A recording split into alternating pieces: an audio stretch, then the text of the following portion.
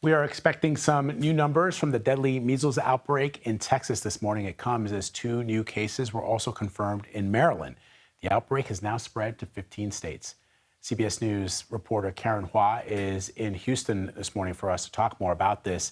So, Karen, for our viewers who may not have been tracking this story, which is going back a couple of weeks now, what is the situation currently in Texas as it relates to measles?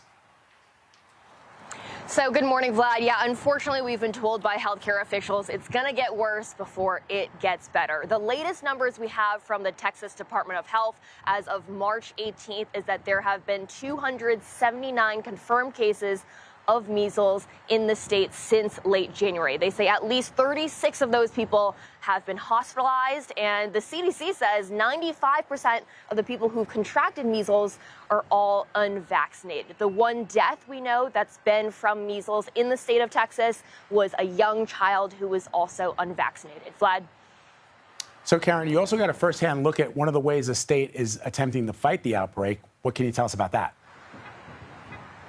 Yeah, so Vlad, we got this inside look at the Texas Children's Mobile Clinic. There currently have been no cases reported here in Houston, in Harris County, and so officials are really trying to keep it that way. This mobile clinic is basically an RV that has 2 doctors' clinics that are built into it, and it drives around to these often low-income or underserved neighborhoods, really trying to meet the need where it is. So not only can you get different types of vaccines, shots at these mobile clinics, but also you can just go in for any symptoms if you're unsure about what it is you have. And the idea of this is that everything should be free, low cost. It's ideal for families who may not have health insurance or those who might have transportation issues getting to a regular hospital or doctor, really any barriers. We did get to talk to the medical director of this mobile clinic. This is what she had to say about this growing need, especially with the measles outbreak.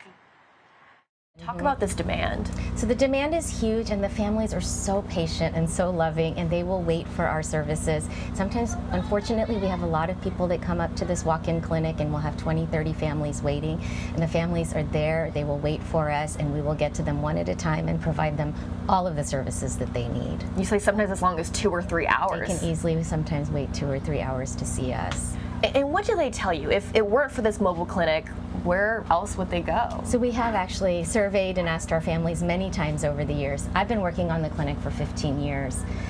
They tell us that we wouldn't have gone anywhere. And so we really are providing a unique and genuine service to this community. So Dr. Mishra really says, check your records to see if you've gotten the measles vaccine. But if you're unsure, it's not bad to get that extra booster dose as well. Back to you, Vlad. Yeah, all of this, though, as you know, Karen, could have been prevented by folks getting vaccinated against this disease that had been eradicated in the States 20 years ago. All right, Karen Hua for us. Thank you for your reporting. Appreciate it.